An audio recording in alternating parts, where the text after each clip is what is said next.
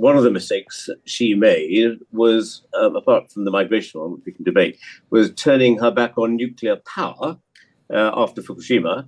And she did that partly for domestic political reasons. But the consequence of that was making Germany ever more dependent, or even more dependent, on Russian oil and gas. And I think history will judge that to have been a mistake. In a rare interview, Angela Merkel tells the Sunday Times that Brexit was a humiliation and reflects on her meetings with world leaders, including Vladimir Putin and Donald Trump. The Times chief interviewer Decca Aikenhead met the former German Chancellor for a chat about her new memoir coming out this week.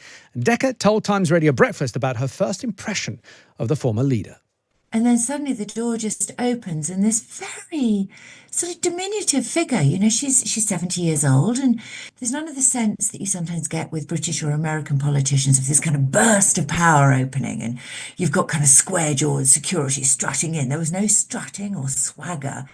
It was the most sort of low-key entrance. Simply the door opened and then so her entrance was her demeanour and her body language is so low-key, and yet I've never seen anybody project a sense of kind of power in the way that she did.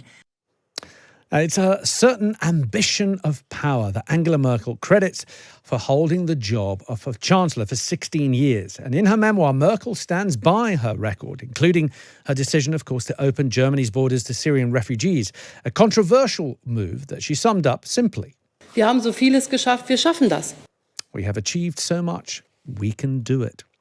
Well, joining us now with his thoughts on Angela Merkel's legacy and memories of working with her is Sir Michael Arthur, who served as UK ambassador to Germany from 2007 to 2010. Sir Michael, thanks for giving us your time. Welcome to the show.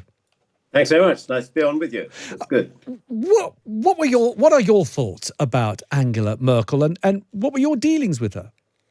Well, she's a remarkable figure who has, as you just said, led Germany through a serious time of European history and indeed economic growth in Germany for all those times. And she's the first woman chancellor coming from an East European background in a Christian democratic male-dominated party. I mean, quite a remarkable figure. That description of her sort of humility is not quite the right word, but her understatedness is absolutely right. She had a wicked sense of humour, but you never saw it in public. But you would see it quite privately around her office, and that sort of underwhelming initial impact belies the powerhouse that she clearly was, and beyond that, ruthless when she needed to be so. What do you think were her qualities? I mean, for anybody to stay in office for 16 years, they must be doing something right. So what do you think was her particular quality that saw her lead Germany, as you said, to one of its more prosperous times, and also dealing with very difficult leaders around her, including Donald Trump and Vladimir Putin?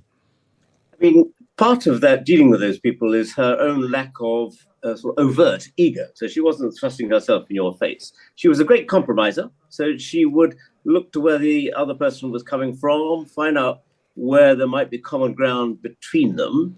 And that, I think, helped her a lot. She was a good navigator of compromises. I mean, the German political system lends itself to that because of the multi-parties. And indeed, even within the leading party, there were two factions there, the Bavarians and the rest. And she was good at navigating all that. She was, I often used to say, she sort of led from behind. She wouldn't sort of stake out ground and say, this is where we're going. There are one or two exceptions, and the migration one you quoted is one of those. But mostly, she would sort of let the debate evolve, steer it a bit, and then quite late on, stake out what she wanted to achieve. And that's untypical for a world leader. I mean, a sharp contrast to, for example, Margaret Thatcher, who was very strongly, this is where I'm going, you're with me or you're against me. That wasn't Merkel. What about her legacy, Sir Michael? Of course, with a war in Europe at the moment, some people have pointed to her relationship with Vladimir Putin. And of course, the fact that she was able to communicate in Russian. She was a Russian speaker with the Russian president. And some people have said because of her lack of sternness when dealing with the Russian president, we are where we are today. What do you make of those comments? I think it's too early to judge her record on handling Russia. But I'd say two things. First of all, I mean, Germany at that time and before and since was deeply involved in the economy of Russia. So there was an awful lot at stake for Germany. You remember where Germany physically sits. I mean, it is a sort of Central European country rather than a Western European country physically. But she grew up in East Germany and she hated all that. She knew a KG Milo when she saw him. There were no flies on her in, as it were, misreading Putin. But she chose to reach out and have a dialogue with him at that period in history. I mean, my own view is that one of the mistakes she made was, apart from the migration one, we can debate, was turning her back on nuclear power after Fukushima. And she did that partly for domestic political reasons. But the consequence of that was making Germany ever more dependent, or even more dependent, on Russian oil and gas. And I think history will judge that to have been a mistake.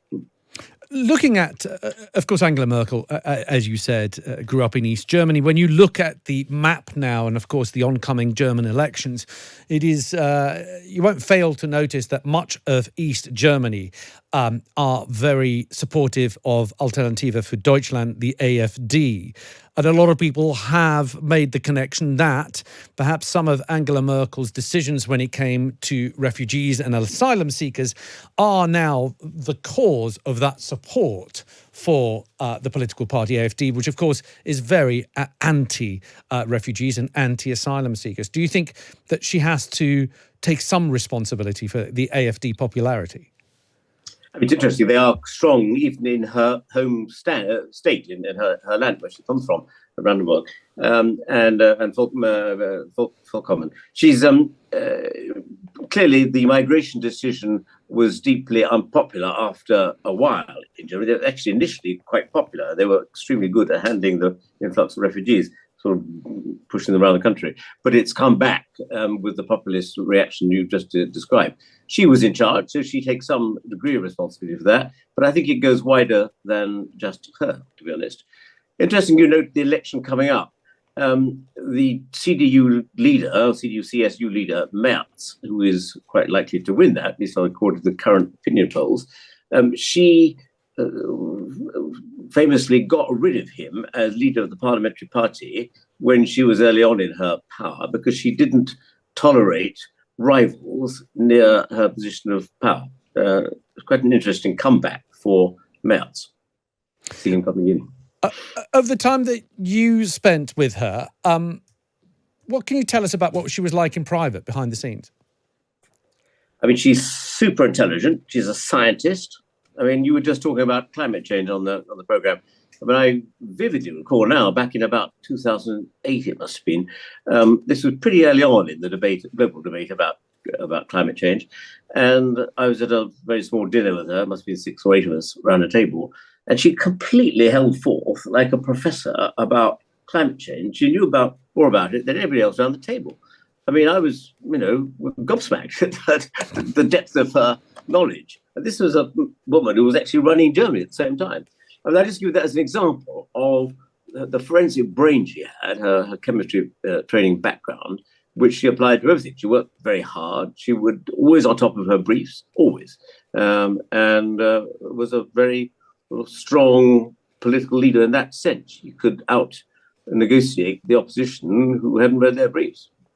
So, Michael, it's fascinating to hear your thoughts. Thank you so much for giving us your time. Thank you. So Michael Arthur there, who served as UK ambassador to Germany from 2007 to 2010.